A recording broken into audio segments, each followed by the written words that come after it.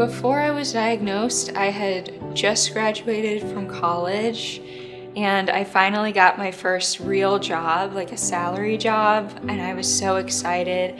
I was going to work every day at my church, and I only got to work there for 6 weeks before I had to start getting cancer treatment done, and I had to leave that position, which was really sad. When I was first diagnosed, I've been out of school. I'm working in digital and social media, and just trying to work my way up in terms of working up the career ladder and everything. Young adults with cancer have many unique vulnerabilities and unique challenges, including, in many cases, patients are at the end of their educational course or they're beginning their careers. Oftentimes they are just becoming financially independent. We know that adolescents and young adults are continuing to go through development as they pass through their 20s. Those include developmental things like self-identity and self-image, and creating friendships and peer groups and social supports outside of the immediate family. And all of those things become at risk when a cancer diagnosis is introduced.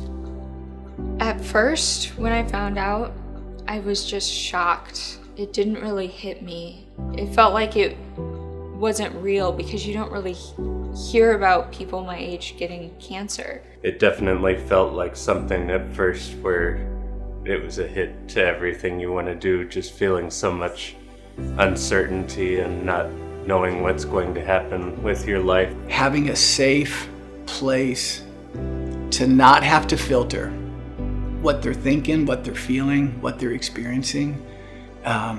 It's not only beneficial in the moment, it's actually a part of the emotional healing that takes place in real time. Additional aspects that are really unique to this population include the fact that these are young adults who typically want to have a family after they survive their cancer treatment.